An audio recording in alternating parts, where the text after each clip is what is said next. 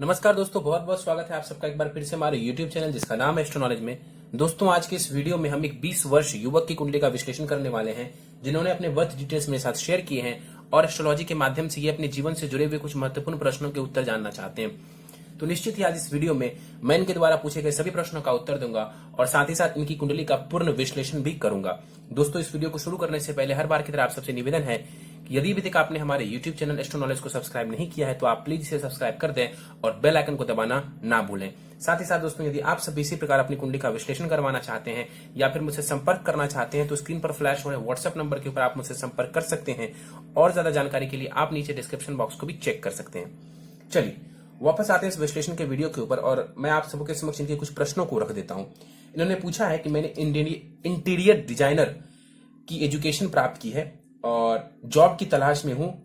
अच्छे सैलरी वाली जॉब कब प्राप्त होगी या फिर नहीं, मतलब कैसे योग है इसके, क्या इस फील्ड में मुझे सफलता मिलेगी।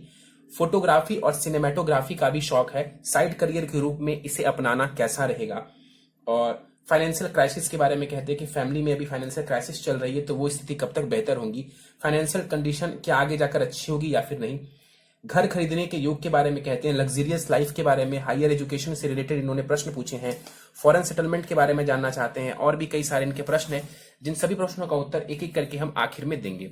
चलिए सीधे इनकी लग्न कुंडली की तरफ चलते हैं दोस्तों, जो कि हमारे समक्ष है और वो प्रारंभ हो रही है 6 नंबर से। 6 नंबर यानी कि यहाँ पर कन्या लग्न की कुंडली बन जाती है। ये कुंडली जो बनती है वो कन्या लग्न की बनती है और चंद्रमा देखें जाकर के कुंभ राशि में विराजमान है तो ये कुंडली बन जाती है कन्या लग्न और कुंभ राशि की। कन्या लग्न यहां पर बुध के द्वारा आधिपत्य किया जाने वाला लग्न होता है। ये ऐसे लोग मैनेजमेंट बहुत अच्छा करते हैं, एनालिटिक्स में बहुत अच्छे होते हैं, इंटेलेक्ट बहुत अच्छा होता है, बुद्धिमान होते हैं, ये डिसीजन मेकिंग क्षमता इनकी बेहतर होती है और यदि कहीं कुंडली में बुध अच्छी स्थिति में हुआ तो जबरदस्त प्रतिभा के ये धनी होते हैं। आर्टिस्टिक टैलेंट भी इनके अंदर खूब देखा जाता है। शुक्र और बुध ये व्यक्ति में जबरदस्त आर्टिस्टिक टैलेंट भी देता है। यहां पर देखा जाए 22 डिग्री का लग्न है, लग्न के पास बल अच्छा खासा माना जाएगा। लग्नेश देखा जाए बुध वक्री और अस्त होकर के जाकर के लाभ स्थान में बैठे हुए। कई बार बताया है कि बुध का अस्त का हो जाना कोई बहुत बड़ा दुष्प्रभाव नहीं डालता है। वो अस्त बुध भी जो है वो ठीक ठाक प्रभाव कुंडली में दे जाते हैं। बाकी सारे ग्रह यदि अस्त हो जाए सूर्य से तो उनके प्रभाव में काफी हद तक कमी आ जाती है, लेकिन बुध एक ऐसा ग्रह है जो कि अस्त होने के बावजूद भी अपना प्रभाव दे पाता है। तो यहां पर लाभ स्थान में बुध है, अच्छी स्थिति में है। जब हम आएंगे बुध के ऊपर, लाभ स्थान के ऊपर, तब हम डिटेल में चर्चा करेंगे। चलिए आगे बढ़ते हैं, दूसरे भाव की तरफ चलते हैं। दूसरे भाव में देखा जाए तो मंगल बैठा हुआ है। मंगल यहां पर 17 डिग्री का मंगल है, पूर्ण बलाबल के साथ मंगल यहां पर दूसरे भाव में बैठे हुए। मंगल है कौन? मंगल देखा जाए तो तृतीयेश है इस कुंडली में और अष्टमेश है, यानी कि इस कुंडली का मारक ग्रह है मंगल। कम्युनिकेशन भाव, आर्टिस्टिक टैलेंट भाव, आर्टिस्टिक स्किल्स भाव, कम्युनिकेशन भाव, छोटी मोटी यात्राओं और छोटे भाई बहन भाव का स्वामी ग्रह है मंगल। अपने से इस भाव से 12 घर पीछे जाकर के बैठा हुआ है और मेहनत पराक्रम का भी भाव होता है तीसरा भाव, उसका स्वामी ग्रह मंगल दूसरे भाव में बैठा हुआ है। सबसे पहले तो आप मेहनत करिए, तब आप जाकर के जीवन में धन वगैरह खूब कमा सकते हैं, मंगल आपको पैसा देगा। तीसरा भाव होता है छोटे भाई बहन, उससे 12 घर पीछे जाकर के बैठना कहीं ना कहीं उनके साथ संबंध में, अच्छे संबंध में थोड़ी कमी कर देगा। मित्र का भी भाव होता है तीसरा भाव, द्विद्वादश का दोष बन रहा है, उनके साथ भी हो सकता है थोड़ी बहुत मतभेद की स्थिति हो जाए या फिर आपको उतना लाभ जीवन में देखने को ना मिले। छोटी मोटी यात्राओं से भी कोई विशेष लाभ नजर नहीं आ रहा। यहां पर देखा जाए अष्टमेश है मंगल और दूसरे भाव में बैठ करके पूर्ण दृष्टि से अष्टम भाव को देख रहे हैं। चोट चपेट एक्सीडेंट का योग बना देते हैं, लेकिन अपने घर को देख रहे हैं मंगल, अपने घर को देख रहे हैं तो ऐसा नहीं कह सकते कि कोई भयंकर परेशानी देंगे आपको, लेकिन हाँ मंगल की दृष्टि अष्टम भाव के ऊपर चोट चपेट एक्सीडेंट का योग बना देती है। दूसरे भाव में मंगल बैठा हुआ है, शुक्र की राशि में, तात्कालिक मैत्री में है, तो यहां पर मंगल मारक ग्रह है, यह हमें नहीं भूलना चाहिए। तो मंगल यहां पर बैठ करके वाणी थोड़ी तीखी कर देंगे, वाणी तीखी कर देंगे। हो सकता है तो वाणी कई बार उग्र हो आपकी, मतलब सामने वाले को जो मन में आया आप कह देंगे, जिस वजह से आपको नुकसान हो जाएगा। परिवार के साथ संबंध थोड़ा ध्यान से रखें, परिवार के साथ संबंध में भी मनमुटाव हो सकता है, खास करके आपकी वाणी की वजह से। यहां पर बैठा हुआ मंगल आपको धन तो देगा लेकिन उस सेविंग्स में परेशानी आपको आएगी, खास करके 28 वर्ष की उम्र तक, क्योंकि मंगल मैच्योरिटी 28 के आसपास देता है। मतलब मंगल खुद जो है कुंडली में 28 के बाद मैच्योर होते हैं और मंगल द्वितीय भाव को प्रभावित करे तो धन आता तो है लेकिन टिकने में परेशानी होती है। मंगल की चौथी दृष्टि पड़ेगी कुंडली के पंचम भाव के ऊपर, उच्च की दृष्टि पड़ेगी कहीं ना कहीं शिक्षा संतान संबंधित ये विशेष आपको लाभ तो नहीं देंगे, लेकिन हाँ उच्च की दृष्टि है तो कुछ ना कुछ ये लाभ करवा देगा। मारक ग्रह है इसलिए मैं कह रहा हूं कि जबरदस्त लाभ यहां पर मंगल नहीं देगा। उच्च की दृष्टि है तो कहीं ना कहीं हो सकता है तो यहां पर आपके एजुकेशन में ये आपको लाभ दे जाए। और साथ ही साथ वहां पर आपको कॉम्पिटिटिव नेचर भी देगा। ये मंगल की दृष्टि पड़ेगी कुंडली के अष्टम भाव के ऊपर, अपने घर के ऊपर दृष्टि डालेंगे, ससुराल पक्ष से हो सकता है थोड़ा लाभ करवा दे, चोट चपेट का योग बना देगा। मंगल की दृष्टि पड़ेगी भाग्य भाव के ऊपर और शत्रु के घर को देखेंगे, मतलब कि शुक्र की राशि को देखेंगे। शत्रु तो नहीं मानते लेकिन फिर भी शुक्र की राशि को देख करके श्रेष्ठ परिणाम नहीं देंगे, क्योंकि मारक ग्रह है इस कुंडली का। तो अपनी दशांत दशा में भाग्य संबंधित थोड़ी सी परेशानी, लंबी दूरी की यात्रा संबंधित थोड़ी सी परेशानी देखने को मिल सकती है आपको। चलिए आगे बढ़ते हैं, चलते हैं केतु की तरफ। पंचम भाव में केतु विराजमान है, 19 डिग्री का केतु है, बलाबल पूरा है इस केतु के पास। केतु बैठा किसके घर में, तो शनि के भाव में, और शनि जाकर के अष्टम भाव में नीच की राशि में बैठे हुए हैं। तो केतु यहां पर बहुत अच्छा और श्रेष्ठ रिजल्ट नहीं दे पाएगा, श्रेष्ठ परिणाम यहां पर बैठा हुआ केतु नहीं दे पाएगा। यहां पर बैठा हुआ केतु कहीं ना कहीं जो है एजुकेशन में बाधा खड़ी कर सकता है, कहीं ना कहीं संतान संबंधित परेशानी आपके लिए खड़ी ये कर सकते हैं। तो ये एक वीक पॉइंट बनता है। केतु की दशांत दशा में आपकी पढ़ाई निश्चित रूप से प्रभावित होगी। कई बार मैंने बताया कि राहु केतु जब पंचम भाव को प्रभावित करते तो टिपिकल किताब कॉपी वाली एजुकेशन नहीं लेने देते हैं। कई बार ये कई वीडियोस में मैंने बताया कि राहु केतु जब पंचम भाव को प्रभावित करते हैं, ये एक नॉर्मल प्रेडिक्शन मैंने किया था, तो ये देखा गया है कि वहां पर कहीं ना कहीं जो है किताब कॉपी वाली जो एजुकेशन है उसमें बहुत ज्यादा लाभ नहीं देते। तो यहां पर बैठा हुआ केतु उन चीजों में थोड़ी सी परेशानी खड़ी कर सकते हैं। आपके लव लाइफ में यहां पर बैठा हुआ केतु परेशानी खड़ी कर सकता है, ब्रेकअप करवा सकता है। केतु की दृष्टि पड़ेगी कुंडली के भाग्य भाव की तरफ, भाग्य भाव के ऊपर नीच की दृष्टि है, तो केतु की दशा में भाग्य का साथ नहीं मिलेगा और हायर एजुकेशन चाहते हैं और केतु की दशा चली तो परेशानी होगी। केतु की दृष्टि पड़ेगी लाभ स्थान के ऊपर, लाभ में भी ये थोड़ी कमी कर देंगे क्योंकि शत्रु दृष्टि है, और केतु की दृष्टि पड़ेगी कुंडली के लग्न के ऊपर, भ्रमित करेंगे लेकिन आपकी इमेजिनेशन पावर को बढ़िया कर देंगे, आपको ज्ञान भी देंगे।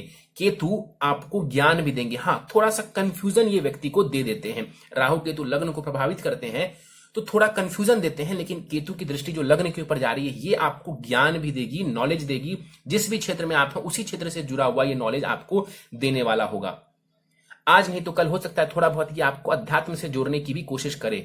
क्यों? क्योंकि जिसके घर में बैठा हुआ है वो अष्टम भाव में जाकर के शनिदेव बैठ गए, तो थोड़े से योग बन जाते हैं उस क्षेत्र में भी आगे बढ़ने के, उस क्षेत्र में भी रुचि लेने के। आगे बढ़ते हैं, चंद्रमा के ऊपर चलते हैं। चंद्रमा यहां पर 16 डिग्री का है, बलाबल अच्छा खासा है चंद्रमा के पास। चंद्रमा इस कुंडली में है कौन देखें तो चंद्रमा यहां पर लाभेश है। लाभेश का उठ करके छठे भाव, रोग ऋण शत्रु के भाव में बैठना ये वीक पॉइंट बनता है। हाँ मेडिकल क्षेत्र वगैरह में जाने पर ये योग लाभ दिलवा सकता है, अदरवाइज यहां पर जो चंद्रमा है वो विशेष लाभ आपको नहीं देंगे। क्यों? देखिए लाभ का स्थान क्या होता है, तो धन लाभ की मैं बात कर रहा हूं, और उसका स्वामी ग्रह उठ करके कहां बैठ गया तो छठे भाव में। ये छोटा सा वीक पॉइंट बनता है। धन लाभ में जो एक बात होनी चाहिए कि बहुत ज्यादा पैसे आप कमा सकते थे, उसमें थोड़ी सी कमी यहां पर देखने को मिल जाएगी। और यहां पर जो चंद्रमा बैठे हुए हैं छठे भाव में, तो कोल्ड कफ इन सब की परेशानी आपको हो सकती है। सांस से जुड़ी हुई चीजों का ध्यान रखें, सांस से जुड़ी हुई परेशानियों का ध्यान रखें, उसमें चंद्रमा कहीं ना कहीं थोड़ी परेशानी आपको दे सकते हैं। चंद्रमा यहां पर छठे भाव में बैठा हुआ है, शनि के घर में है, तो शनि के साथ तात्कालिक मैत्री में है, ये पॉजिटिव बात है। शनि के साथ तात्कालिक मैत्री में है चंद्रमा, ये पॉजिटिव बात है। तो बहुत परेशानी आपके लिए ये खड़ी नहीं करने वाले हैं। चंद्रमा की दृष्टि विदेश भाव के ऊपर पड़ेगी और मित्रवत दृष्टि होगी, विदेश की ढेर सारी यात्राएं ये चंद्रमा करवा सकता है। और देखिए ध्यान से, तो शुक्र और चंद्रमा एक दूसरे को देख रहे हैं, ये आपको क्रिएटिव बनाएगा। ये जो शुक्र और चंद्रमा का आपस में परस्पर दृष्टि संबंध है, ये आपको क्रिएटिव एबिलिटी देने वाला होगा। तो ये एक पॉजिटिव पॉइंट बनता है। लेकिन धन के लिहाज से, लाभ के पॉइंट ऑफ व्यू से चंद्रमा का छठे भाव में बैठना अच्छा नहीं माना जाएगा। चलिए आगे बढ़ते हैं, चलते हैं कुंडली के अष्टम भाव की तरफ। दो ग्रह गुरु और शनि यहां पर साथ में युति बना करके बैठे हुए हैं। देखिए यहां पर शनि को न्यायाधीश कहते हैं और गुरु को जो है जो बृहस्पति को गुरु कहते हैं हम कुंडली में। तो यहां पर इन दोनों की युति, वैसे इन दोनों की युति नवम भाव में होती है तो लॉ वगैरह के क्षेत्र में व्यक्ति को सफलता मिलता है। अष्टम भाव में ये युति हुई है, अध्यात्म की क्षेत्र में ये रुचि आपको दिलवा सकता है। यहां पर बैठा हुआ जो शनि और गुरु की युति है, कहीं ना कहीं रिसर्च के क्षेत्र में, गूढ़ विद्याओं में, गूढ़ रहस्य में आपको लेकर के जा सकता है। किसी भी क्षेत्र में आप काम करते हैं, उस क्षेत्र में यदि आप बहुत ज्यादा डीप नॉलेज लेना चाहते हैं, ये युति आपको उसमें लाभ करवा देगी। शनि के ऊपर चलते हैं। शनि कौन है इस कुंडली में? पंचमेश है और षष्ठेश है, कारक ग्रह कहलाएंगे क्योंकि त्रिकोण भाव के स्वामी ग्रह है शनि। अब 22 डिग्री का शनि जो है कुंडली के अष्टम भाव में आकर के बैठा हुआ है। तो शनि यहां पर नीच की राशि में जरूर है, लेकिन सबसे इंपॉर्टेंट है क्या इनकी नीचता भंग हो रही है या फिर नहीं, तो बिल्कुल शनि की नीचता भंग हो जाएगी, क्योंकि मंगल की पूर्ण दृष्टि अपने ही राशि के ऊपर मतलब कि शनिदेव के ऊपर आ रही है। तो यहां पर शनि का नीच भंग राजयोग बन जाएगा। शनि का नीच भंग होना बहुत जरूरी था। अब नीच भंग राजयोग होने की स्थिति में मैंने कई बार बताया है, नीच भंग राजयोग और विपरीत राजयोग ये बैठे बिठाए कभी फलित नहीं होते हैं। कम से कम मेरी नॉलेज में तो आज तक ऐसा नहीं हुआ है। हाँ, मेहनत करेंगे ये राजयोग आपको राजा के समान सुख दे सकता है बिल्कुल, लेकिन आपको मेहनत और संघर्ष करना पड़ेगा, क्योंकि नीचता जो है वो भंग हुई है। ग्रह नीच का ही है, लेकिन नीचता भंग होकर के वो आपको राजयोग दे रहा है। मेहनत करिए, वैसे भी शनि मेहनत के कारक ग्रह है। शनि मेहनत के कारक ग्रह है, मेहनत करेंगे ये शनि आपको बहुत लाभ पहुंचाने वाला है। यहां पर देखा जाए पंचम भाव होता है शिक्षा संतान का, उसका स्वामी ग्रह अष्टम भाव में आकर के बैठ गया, ये एक वीक पॉइंट बनता है। ये एक वीक पॉइंट बनता है। इसके अलावा देखा जाए रोमांस वगैरह में भी आप थोड़ा ध्यान रखिएगा, लव अफेयर्स में भी आपको परेशानियों का सामना करना पड़ सकता है।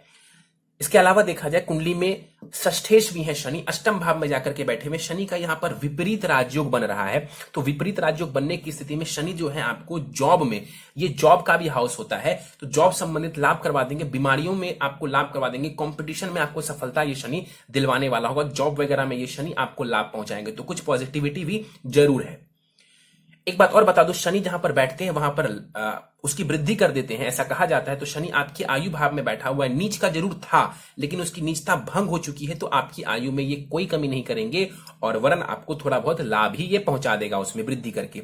22 डिग्री का शनि है, 50% बलाबल के साथ वृद्ध अवस्था का यहां पर बैठा हुआ। शनि की तीसरी दृष्टि पड़ेगी कुंडली के दसम भाव के ऊपर, करियर प्रोफेशन हाउस के ऊपर शनि की दृष्टि पड़ेगी, मित्रवत दृष्टि है। हो सकता है करियर थोड़ा डिले से बने, हो सकता है आपको मन मुताबिक जो करियर है उसमें डिले मिले, लेकिन शनि स्टेबिलिटी का सबसे बड़ा कारक ग्रह है। स्टेबिलिटी की जहां बात आती है तो वहां पर हम शनि को देखते हैं, तो शनि की दृष्टि दसम भाव के ऊपर आपको स्टेबिलिटी देगा आपके कार्य में। शनि की दृष्टि द्वितीय भाव के ऊपर उच्च की दृष्टि पड़ रही है। वाणी को लेकर के खास ख्याल रखिए, वाणी का खास ख्याल रखिए। शनि आपको जो है धन देने वाला होगा, शनि आपको काफी हद तक जो है यहां पर धन में लाभ पहुंचाएगा, सेविंग्स देगा।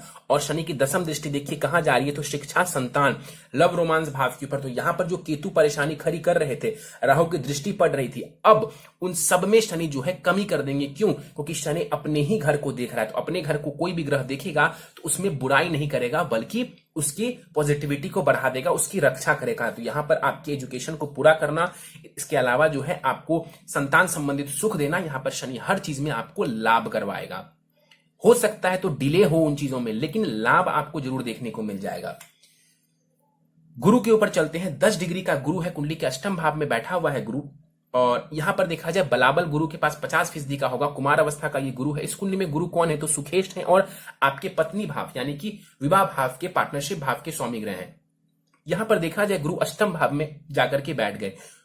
गुरु का अष्टम भाव में बैठना कहीं से भी अच्छा नहीं है आपके लिए। सबसे पहले तो आपको मैं बता दूं कि यहां पर गुरु के बैठे होने की वजह से कुंडली में केंद्राधिपति दोष लग गया।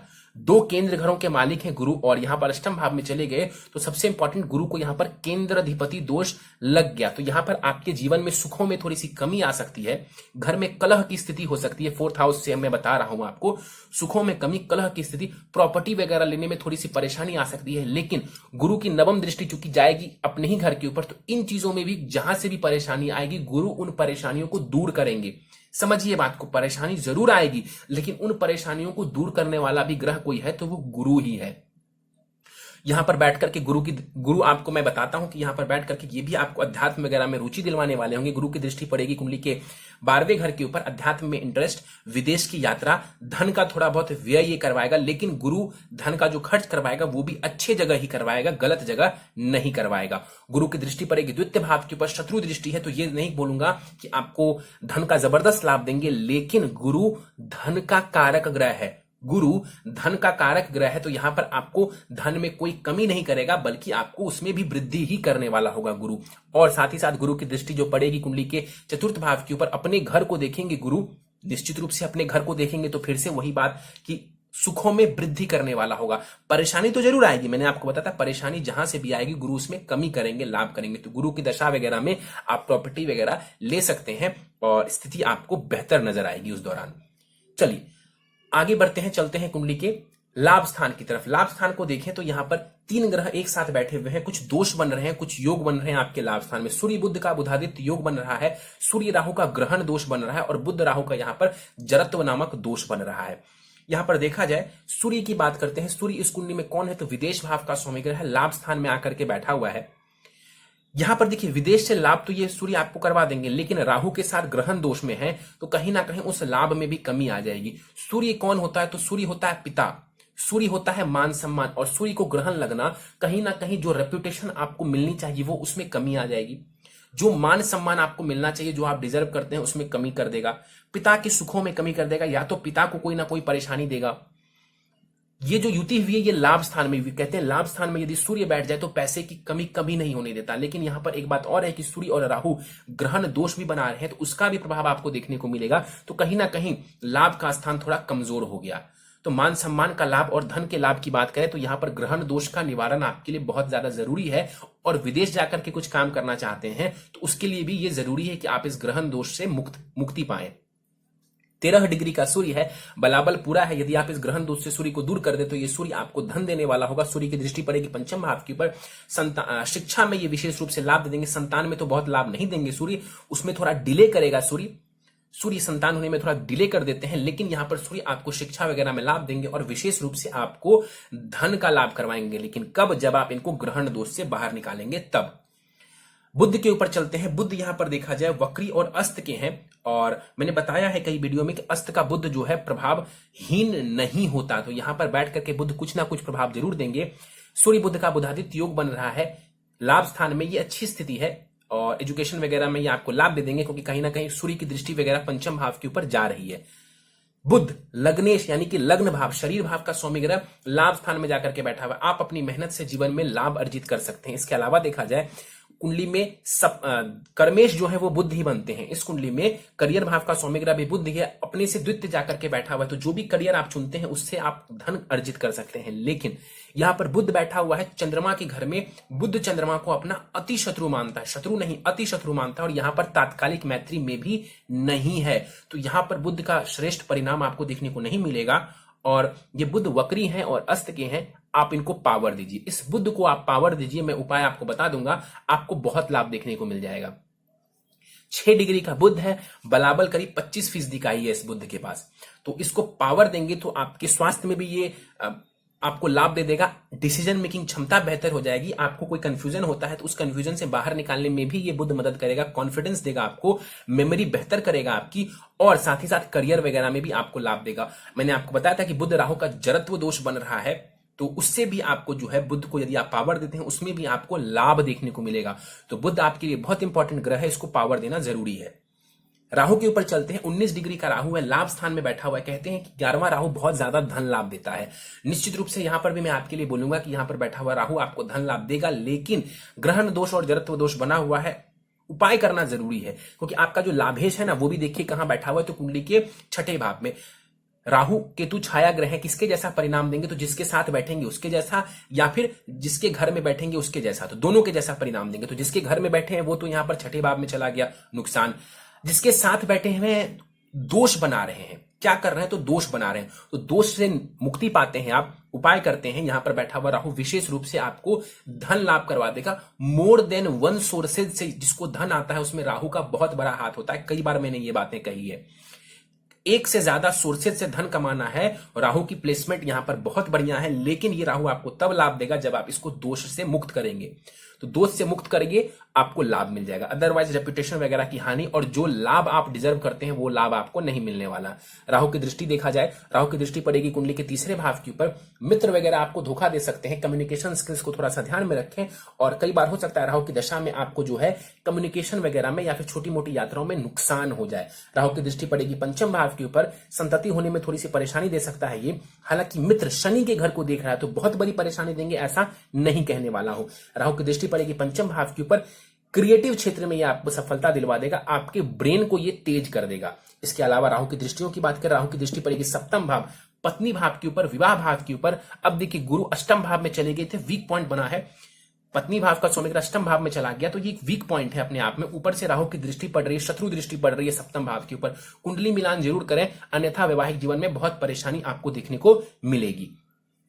चलिए आगे बढ़ते हैं, शुक्र के ऊपर चलते हैं। शुक्र कुंडली के 12वें घर में जाकर के विराजमान है, वक्री है शुक्र, 11 डिग्री का शुक्र है, वक्री होकर के 12वें घर में बैठा हुआ है।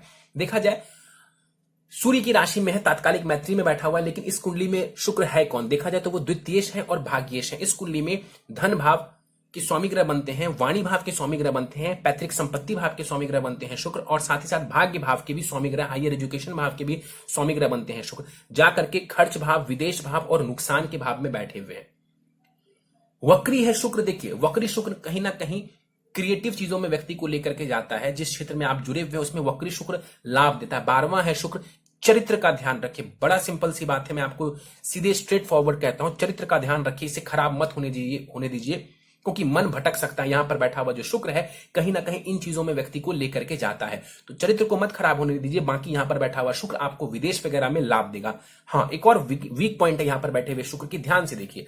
धन भाव का स्वामी ग्रह शुक्र नुकसान के भाव में बैठा हुआ है, वाणी भाव का स्वामी ग्रह शुक्र नुकसान के भाव में बैठा, कहीं ना कहीं वाणी से नुकसान हो सकता है। आपकी बातों से, आप अपनी बातों से अपनी हानि कर सकते हैं। मान लीजिए आपने किसी से लड़ाई झगड़ा कर लिया अपनी वाणी की वजह से, तो वहां पर थोड़ी परेशानी आपको हो सकती है कि कुछ घाटा हो जाए। और सबसे इंपॉर्टेंट बात कि धन भाव, सेविंग्स भाव का स्वामी ग्रह खर्च भाव में जाकर के बैठा हुआ है, तो धन की सेविंग्स का ध्यान रखिए, पैसों को वेस्ट मत करिए, अदरवाइज धन की कमी हो सकती है।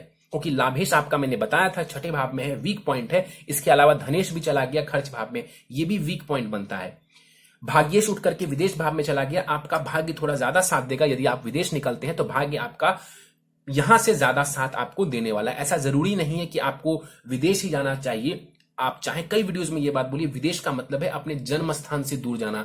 विदेश का मतलब ये टेक्निकली नहीं होता कि आप हर व्यक्ति यहां से उठ के विदेश ही चला जाए। संभव हो आप जाइए, नहीं संभव हो आप इंडिया में ही एक जगह से दूसरी जगह जाएंगे तो आपको ज्यादा लाभ मिलेगा। जन्म स्थान से दूर यहां पर बैठा हुआ है शुक्र, विदेश में आपको लाभ ये ज्यादा करवा देंगे, ट्रैवलिंग भी आपको देने वाले हैं। 12वें घर में बैठा हुआ है शुक्र, भौतिक सुखों में ये वृद्धि करने वाला होगा, उसमें कहीं कोई दिक्कत नहीं है। मैरिटल लाइफ में भी ये आपको सब कुछ देने वाला होगा, सुख देने वाला होगा। कुंडली मिलान करके विवाह करेंगे, चरित्र को ठीक रखेंगे, कोई परेशानी नहीं होगी। शुक्र की दृष्टि पड़ेगी छठे भाव के ऊपर, और यहां पर देख करके भी शुक्र कोई बड़ी परेशानी आपको नहीं देने वाले हैं। थोड़ा सा अपने स्वास्थ्य का ध्यान रखिए, खान पान का ध्यान रखिए, विशेषकर कोई बहुत बड़ी परेशानी ये शुक्र आपको नहीं देने वाले हैं। किडनी वगैरह का ध्यान रखिए, अपने यूरिन का, यूरिनरी सिस्टम का ध्यान रखिए, पानी वगैरह खूब पीजिए, कोई विशेष परेशानी आपको नहीं होगी। शुक्र और चंद्रमा जो एक दूसरे को देख रहे हैं, मैंने आपको थोड़ी देर पहले बताया था कि ये आपको क्रिएटिव स्किल्स देता है। चलिए, और तो ये था आपकी कुंडली में ग्रहों का विश्लेषण। तो सीधे चलते हैं आपके दशाओं के ऊपर। दशाओं को देखें तो अभी आपको शनि की जो है महादशा प्रारंभ हुई है 26 जनवरी 2020 से, शनि की महादशा। तो शनि की महादशा में जो है आप अच्छी तरक्की कर सकते हैं। नीच भंग हो रहा है शनि का, अष्टम भाव में जरूर है, लेकिन यही शनि जब मैंने आपके D9 चार्ट नवमांश कुंडली में देखा तो ये शनि उच्च का है। यही शनि जो यहां नीच की राशि में नजर आ रहा है, नीच भंग हो रहा है, वहां ये शनि उच्च का है। तो निश्चित रूप से शनि के पास बल है। क्या करेंगे आप? इनिशियली ये शनि आपको थोड़ा संघर्ष देगा। मैंने आपको इनिशियली भी बताया, स्टार्टिंग में भी बताया था कि शनि जो है संघर्ष के बाद सफलता देते हैं। D1 चार्ट में ये नीच का नजर आ रहा है, लेकिन D9 चार्ट आपके नवमांश कुंडली में ये उच्च का नजर आ रहा है। मेहनत करिए, मेहनत से मत जी चुराइए, खूब मेहनत करिए। ये शनि आपको टॉप लेवल तक पहुंचा सकता है, इसलिए बोला क्योंकि आपको मेहनत करनी पड़ेगी। आप मेहनत करेंगे, ये शनि आपको टॉप लेवल तक पहुंचाएगा। शनि में अभी आपको शनि की अंतर्दशा चल रही है, जो कि 29 जनवरी 2023 तक चलने वाली है। तो 29 जनवरी 2023 तक का समय एवरेज है, उसके बाद का समय आपके लिए और भी उत्तम रहने वाला है। और इसके बाद देखा जाए आपको 7.5 भी प्रारंभ हो चुकी है। आपकी राशि कुंभ है और कुंभ राशि वालों के ऊपर 24 जनवरी 2020 से 7.5 प्रारंभ हो चुकी है। तो मानसिक फ्रस्ट्रेशन आपका शुरू हो गया है और मानसिक रूप से आपको ये परेशान करेगा, लेकिन कहीं ना कहीं ये शनि आपके लिए सपोर्ट सिस्टम भी बन करके आएगा। तो मेहनत करिए, और जीवन में शनि की आपको महादशा प्रारंभ हुई है, मेहनत करिए, खूब सफलता प्राप्त करेंगे। शनि उच्च का है D9 में, लेकिन मेहनत करिए, मेहनत नहीं करेंगे तो परेशानी है। सीधे प्रश्नों को लेते हैं। इंटीरियर डिजाइनर की एजुकेशन प्राप्त की है, जॉब की तलाश में इंटीरियर डिजाइनर। देखिए शुक्र को देखेंगे इस चीज के लिए हम, शुक्र को, क्योंकि डिजाइनिंग, क्रिएटिविटी, इसके लिए मैंने स्टार्टिंग में बताया था शुक्र का लग्न और शुक्र का होना।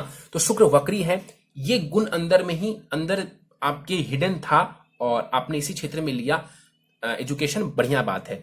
आपके भाग्येश भी हैं, विदेश भाव में जाकर के बैठे हुए, कोई दिक्कत नहीं, आप इस क्षेत्र से जुड़ते हैं, लाभ होगा। इसके अलावा देखा जाए चंद्रमा के घर में सूर्य और बुध का बैठना और राहु का भी बैठना, तो बुध अपने आप में भी कला है, बुध भी अपने आप में कहीं ना कहीं क्रिएटिविटी को दर्शाता है, वो इमेजिनेशन चंद्रमा के घर में बैठा हुआ है, तो कहीं ना कहीं आपके दिमाग में इमेजिनेशन वगैरह की चीजें घूमती रहती थी और आपने उस क्षेत्र को अपना करियर बनाया। कोई दिक्कत नहीं है, आप गलत क्षेत्र में नहीं आए हैं, अच्छे क्षेत्र में आए हैं आप। चलिए, इसके बाद इन्होंने पूछा है जॉब की तलाश में हो, क्या अच्छी सैलरी वाली जॉब प्राप्त होगी? आपको अच्छी जॉब प्राप्त होने के चांसेस तो हैं, लेकिन ये जॉब की प्राप्ति आपको आज से करीब 2-2.5 वर्षों के बाद मिलेगी। 2 से 2.5 वर्षों के बाद आपको अच्छी सैलरी वाली नौकरी मिलने वाली है। अभी हो सकता है तो जो जॉब आपको मिले वो बहुत अच्छी जॉब नहीं हो सकता है अच्छी जॉब मिले, लेकिन बेस्ट जॉब जो है आपको करीब 2.5 वर्षों के बाद मिलने वाली है। इसके बाद इन्होंने पूछा है क्या इस फील्ड में सफलता मिलेगी? बिल्कुल मिलेगी, परेशानी की बात नहीं है। बुद्ध को बल देने की जरूरत है, बुद्ध को बल आपको दे देना चाहिए। फोटोग्राफी एंड सिनेमेटोग्राफी का भी शौक है, साइड करियर के रूप में ये कैसा रहेगा? ये भी बढ़िया रहेगा। इसके लिए भी मैं आपको 11वें घर में ले चलता हूं। सूर्य और बुध यहां पर बैठे हुए हैं इमेजिनेशन चंद्रमा के भाव में, मन कारक चंद्रमा के घर में, और वहां पर बैठ करके ये आपको इन क्षेत्रों में भी सफलता देंगे। लेकिन अभी चूंकि आपने इंटीरियर डिजाइनिंग का कोर्स किया है, खत्म किया है आप इसे, तो अभी एक चीज पर फोकस करें। जब इसके ऊपर आप मास्टरी कर लें, जब आप एक जॉब ले लें, फिर आप साइड में इन चीजों को करेंगे। फोटोग्राफी का क्षेत्र हो या सिनेमेटोग्राफी का क्षेत्र हो, आपको ये भी सफलता देगा। लेकिन इसके लिए आपको पहले ग्रहण दोष को ठीक करना है और बुध को पावर देना है, उसके बाद उसमें आप आगे बढ़ेंगे, ज्यादा कामयाबी मिलेगी। और अभी सिर्फ एक चीज को लेकर के, एक चीज के ऊपर फोकस करके आपको आगे बढ़ना है। इसके बाद इन्होंने पूछा है अभी मैं और मेरा परिवार फाइनेंशियल क्राइसिस से गुजर रहे हैं, ये कब तक खत्म होगा? देखिए, आपकी कुंडली में फाइनेंस वीक नजर आ रहा है बहुत। मैं आपको क्लियर कट बात बता रहा हूं। लाभेश भी आपका कमजोर है, लाभ स्थान में दोष बना हुआ है। इसके अलावा धन भाव का सौम्यग्रह 12वें घर में है, उपाय करना जरूरी है। आपकी कुंडली के अनुसार फाइनेंशियल क्राइसिस नजर आ रहा है, उपाय करना पड़ेगा। कब तक ये खत्म होगा? तो मैं फिर से वही बोलूंगा कि 2023 से स्थिति बेहतर होगी, लेकिन ये स्थिति बेहतर तब होगी जब आप खुद उपाय करेंगे और मेहनत करेंगे। इसके बाद कहते हैं कि फाइनेंशियल कंडीशन क्या बहुत अच्छी होगी आगे जाकर के? देखिए, आपके D9 चार्ट में स्थिति काफी बेहतर है, लेकिन मैं फिर भी बोलूंगा कि उपाय आपको करने पड़ेंगे। बिना उपाय किए फाइनेंशियल स्थिति बहुत जबरदस्त हो जाए, ऐसा मैं आपको बिल्कुल नहीं कहने वाला हूं। कुंडली में धन को लेकर के परेशानी नजर आ रही है। इसके अलावा इन्होंने पूछा है कि फूड ट्रक या फिर फोटोग्राफी एज साइड बिजनेस कैसा रहेगा? देखिए, फूड ट्रक, जो लोग इस कार्यक्रम को देख रहे हैं, मैं इनको समझा दूं फूड ट्रक क्या होता है। ये बिजनेस, जिस बिजनेस की ये बात कर रहे हैं, मुझे जहां तक समझ में आया, फूड ट्रक ये वो होता है, एक व्हीकल होता है बड़ा सा, एक बड़ी सी गाड़ी होती है जिसमें कि खाना बेचते हैं उस गाड़ी के अंदर ही, मतलब वहीं पर लोगों को। देखिए, फूड ट्रक वगैरह का भी आप काम शुरू कर सकते हैं, आपके लिए वो काम ठीक ठाक रहेगा, बहुत जबरदस्त मैं नहीं बोलूंगा, लेकिन हाँ, नुकसान आपको उसमें भी नहीं होगा, नुकसान उसमें भी आपको नहीं होगा। लेकिन इतनी चीजों के ऊपर आपको फोकस करने की जरूरत नहीं है। आप फोटोग्राफी या सिनेमेटोग्राफी के क्षेत्र में आगे बढ़िए, आपके लिए लाभ रहेगा। इंटीरियर डिजाइनर को अपनी प्रायोरिटी दीजिए। घर खरीदना चाहता हूं, मुझे विवाह से पूर्व घर खरीदना है, क्या यह संभव होगा? क्या होम लोन लेकर के ऐसा करना सही होगा? देखिए, गुरु की दृष्टि पड़ रही है आपके चतुर्थ भाव के ऊपर, तो प्रॉपर्टी तो आप ले पाएंगे। अब जहां तक बात है विवाह से पूर्व, अब आप विवाह कब करते हैं? मेरे अनुसार आपको विवाह थोड़ा सा विलंब करना चाहिए। हालांकि गुरु जो है आपके सप्तमेश बनते हैं, तो गुरु तो विवाह बहुत जल्दी करवाते हैं, लेकिन मैं आपको बोलूंगा कि विवाह आप थोड़ा डिले से करिए। करीब 26-27 वर्षों से पहले आपको विवाह नहीं करना चाहिए। 26-27 वर्ष के बाद आप विवाह करिए, बेहतर रहेगा आपके लिए। और जहां तक बात है कि उससे पहले आप घर ले पाएंगे कि नहीं, तो चांसेस हैं कि आप घर ले सकते हैं। और जहां तक होम लोन लेने की बात है, आप होम लोन भी ले सकते हैं, मैं ना नहीं बोलूंगा आपको। इसके बाद इन्होंने पूछा है कि लग्जरियस लाइफ के योग कैसे हैं, कई सारी प्रॉपर्टी के योग कैसे हैं, कई सारी प्रॉपर्टीज ये खरीदना चाहते हैं। देखिए, गुरु की दृष्टि पड़ रही है, ना तो मैं नहीं बोलूंगा, संघर्ष करिए और आपको इन चीजों का लाभ मिल जाएगा। लेकिन संघर्ष करिए, संघर्ष करिए। बहुत आसानी से आप सोच रहे हैं मिलने वाला है, ऐसा नहीं है। संघर्ष करेंगे तो जरूर मिलेगा। आपका गुरु भी उच्च का है आपके D9 चार्ट में, इसीलिए मैं आपको कह रहा हूं कि संघर्ष करेंगे तो जरूर मिलेगा। आपका गुरु भी वहां पर उच्च का है, शनि भी उच्च का है, तो चीजें बहुत फेवरेबल हैं। लेकिन D9 चार्ट में तो आप मेहनत करिए, आपको सफलता मिलेगी। इसके बाद कहते हैं कि मास्टर्स करने के लिए अब्रॉड जाना कैसा रहेगा? अति उत्तम, 2 वर्ड में कहूंगा, अति उत्तम, बहुत बढ़िया रहेगा, कोई दिक्कत नहीं है। बस वहां जाकर के भी बिगड़ना नहीं है आपको। और ये बात मैं बहुत सोच समझ के ये लाइन आपसे बार बार कह रहा हूं। इसके बाद इन्होंने कहा है फॉरेन सेटलमेंट अच्छा रहेगा या फिर नहीं? बिल्कुल अच्छा रहेगा। आप चाहें तो विदेश जा सकते हैं, बस सकते हैं विदेश जाकर, कोई दिक्कत नहीं है। अलग अलग शहरों में जाकर जॉब करूं या फिर सिर्फ मुंबई में ही? आप देखिए, जरूरी नहीं है, मुझे नहीं पता कि ये कार्य कैसा होता है कि आप अलग अलग जगह जाएं, लेकिन यदि आप मूवमेंट करना चाहते हैं आप कर सकते हैं। आप बाहर निकलना चाहें, अपने घर से बाहर निकलना चाहें, जहां आप पैदा हुए हैं वहां से बाहर निकलना चाहें, आप निकल सकते हैं। कोई इसमें दिक्कत परेशानी नहीं है। अलग अलग शहरों में जाकर के भ्रमण करते हुए भी आप काम करेंगे, कोई परेशानी नहीं है। विदेश जाके काम करना चाहते हैं, कोई परेशानी नहीं है। अगर अपना इंटीरियर फर्म या बिजनेस करूं तो पार्टनरशिप में करूं या नहीं, बिल्कुल भी नहीं। इसके बाद इन्होंने पूछा है परिवार और मित्र के साथ संबंध कैसे रहेंगे? वीक रहेंगे, दोनों के साथ संबंध वीक रहेंगे आपकी, क्योंकि परिवार भाव द्वितीय भाव से देखते हैं, परिवार के साथ संबंध फैमिली रिलेशन द्वितीय भाव से देखते हैं, उसका स्वामी ग्रह शुक्र नुकसान भाव खर्च भाव में बैठा हुआ है, वीक पॉइंट बनता है। तो परिवार के साथ संबंधों में परेशानी। और तीसरे भाव के स्वामी ग्रह मंगल है, अपने से 12 घर, इस भाव से 12 घर पीछे जाकर के बैठा हुआ है, तो मित्र के साथ कुछ ना कुछ परेशानी। और राहु की नीच की दृष्टि पड़ रही है कुंडली के तीसरे भाव के ऊपर, तो ये भी आपको कहीं ना कहीं मित्रों के साथ धोखा हो सकता है, मित्र आपके साथ धोखा कर सकते हैं या फिर संबंध खराब हो सकते हैं। इसके बाद उन्होंने पूछा लव या फिर अरेंज मैरिज का योग, कौन सा योग है कुंडली में? देखिए, आपकी कुंडली के अनुसार देखा जाए गुरु सप्तमेश बनते, तो गुरु तो करवाता है आमतौर पर अरेंज मैरिज, लेकिन गुरु शनि के साथ है, गुरु के ऊपर मंगल की दृष्टि पड़ रही है, गुरु मंगल के घर में है, और तो और राहु की दृष्टि कुंडली के सप्तम भाव के ऊपर पड़ रही है। तो काफी हद तक मुझे ऐसा लगता है कि लव कम अरेंज मैरिज होने के चांसेस ज्यादा है। मतलब कि आप करेंगे लव, लेकिन उसके बाद जो है आपकी फैमिली मान जाएगी आपकी बात को कि गुरु उच्च का है D9 में, तो आपकी लव कम अरेंज मैरिज होने के चांसेस ज्यादा है। या फिर आप समझ लीजिए तो आप अपने मन मुताबिक ही विवाह करें, इसके चांसेस ज्यादा है। विवाह कैसे भी करें, कुंडली मिलान करके करें। और यदि आप मुझसे पूछते हैं कि विवाह कब मैं करूं, तो मैं आपको बोलता हूं कि 26-27 से पहले विवाह ना करें। इसके बाद इन्होंने पूछा है क्या ड्राइविंग करने से एक्सीडेंट का खतरा है? बिल्कुल, आपको ये सोच समझ करके ड्राइविंग करनी चाहिए। मंगल की दृष्टि कहीं ना कहीं चोट चपेट लगाती है, मैंने आपको बताया था। तो ड्राइविंग करते हैं तो संभल करके करें। फेम योग है, सोसाइटी में फेम चाहता हूं, क्या फेम योग है कुंडली में? देखिए, फेम योग वगैरह आपको चाहिए तो सूर्य राहु का जो ग्रहण दोष बना हुआ है उसको आप खत्म करिए। उपाय मैं बताने वाला हूं आपको। बुद्ध को स्ट्रांग करिए, आप समाज में नेम फेम कमा सकते हैं, बहुत बड़ी परेशानी नहीं है। यदि आप उस दोष को खत्म नहीं करते हैं तो कहीं ना कहीं फेम मिलेगा कि नहीं मुझे नहीं पता, लेकिन जितनी आप चीजें डिजर्व करते हैं अपने वर्क प्लेस पर भी वो आपको नहीं मिलने वाली हैं। इसके बाद इन्होंने पूछा मेरा वजन बहुत कम है, डर है कि मुझे कोई बीमारी ना हो जाए। आपको अपने स्वास्थ्य का ध्यान रखने की आवश्यकता है। यदि आप ध्यान से देखें तो आपका जो लग्नेश है वो वक्री है, अस्त का है और छोटा सा वीक पॉइंट बनता है। और उससे भी बड़ा यह है कि वो राहु के साथ बैठ करके जड़त्व दोष बना रहा है। बुध का अस्त होना कोई बड़ी परेशानी नहीं है, बुध का वक्री होना भी मैं एक बार को बोलता हूं बहुत परेशानी वाली बात नहीं है, लेकिन बुध का राहु के साथ बैठ जाना, जड़त्व दोष बनाना वीक पॉइंट बनता है। कुंडली के अष्टम भाव में शनि गुरु बैठे हुए हैं, बहुत खराब तो नहीं है, लेकिन कहीं ना कहीं स्वास्थ्य का आपको ध्यान रखने की जरूरत है। स्वास्थ्य का ध्यान रखने की आपको जरूरत है और उपाय मैं बताने वाला हूं। उपाय आप करेंगे तो स्वास्थ्य का भी लाभ आपको मिलेगा। आखिरी प्रश्न है इनका, ज्वाइंट फैमिली में रहता हूं पर परेशानी भी होती है, इसका कारण और ये सब कब ठीक होगा? द्वितीय भाव बताया था आपका फैमिली रिलेशन, उसका स्वामी ग्रह शुक्र की स्थिति 12वें घर में है, कारण वही है और उसी वजह से आपकी परेशानी बनी हुई है। और मंगल यानी कि उग्रता वाला ग्रह और मारक ग्रह है इस कुंडली में, तो कहीं ना कहीं डिस्प्यूट्स, परिवार के साथ डिस्प्यूट्स होते रहते हैं, आप लोगों के बीच में मनमुटाव होता रहता है, एक दूसरे के बीच में झगड़ा होता रहता है पारिवारिक संबंधों में, तो ये कारण नजर आ रहा है। शुक्र को थोड़ा बेहतर कर लीजिए, चीजों में लाभ हो जाएगा। चलिए, ये था आपके प्रश्नों का उत्तर। उपाय पर जाने से पहले आपकी नवमांश कुंडली मेरे समक्ष, उसके कुछ पॉइंट्स में आपको समझा देता हूं। नवमांश कुंडली आपकी बहुत ही बढ़िया है, काफी चीजें अच्छी है, वहां पर राहु केतु नीच के हो रहे हैं, बाकी सारे ग्रहों की स्थिति बहुत ही बढ़िया है, बाकी सारे ग्रहों की स्थिति बहुत ही बढ़िया है। तो कहीं ना कहीं इस सूर्य ग्रहण, सूर्य राहु का जो दोष बन रहा है उसको ठीक कर लीजिए, अदरवाइज ये आपको थोड़ी परेशानी दे सकता है। स्वास्थ्य का ध्यान रखिए, बाकी चीजें आपके लिए फेवरेबल रहने वाली हैं। सीधे उपाय के ऊपर चलते हैं। आपको पन्ना रत्न धारण करना है, 6.25 रत्ती का पन्ना चांदी अथवा सोने की अंगूठी में जरवा करके शुक्ल पक्ष के बुधवार के प्रातः काल को अपने दाहिने हाथ की सबसे छोटी उंगली में आपको धारण करना है। अगला उपाय है आपके लिए नित्य ओम शन शनिश्चराय नमः, इस मंत्र का 3 माला जाप करना है।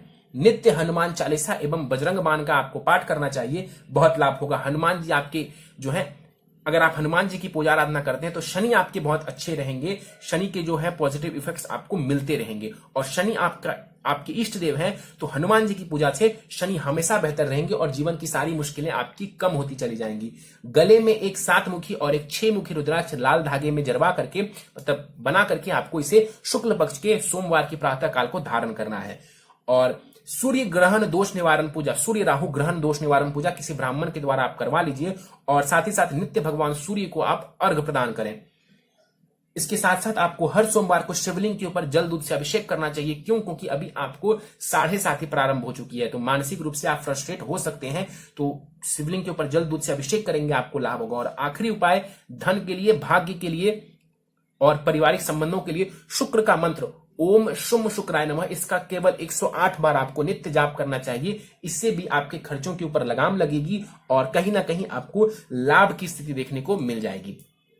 तो दोस्तों, ये था इस 20 वर्ष युवक की कुंडली का विश्लेषण। मुझे उम्मीद है कि आपको हमारा ये कुंडली विश्लेषण का वीडियो पसंद आया होगा। यदि वीडियो पसंद आया तो आप इसे लाइक करें, शेयर करें। अभी तक आपने हमारा YouTube channel astro knowledge subscribe नहीं किया है तो आप प्लीज इसे सब्सक्राइब कर दें और बेल आइकन को दबाना ना भूलें। साथ ही साथ दोस्तों, यदि आप सब इसी प्रकार अपनी कुंडली का विश्लेषण करवाना चाहते हैं या फिर मुझसे संपर्क करना चाहते हैं तो स्क्रीन पर फ्लैश हो रहे व्हाट्सएप नंबर के ऊपर आप मुझसे संपर्क कर सकते हैं। और ज्यादा जानकारी के लिए आप नीचे डिस्क्रिप्शन बॉक्स को भी चेक कर सकते हैं। इस वीडियो में फिलहाल इतना ही। आप सबका बहुत बहुत धन्यवाद।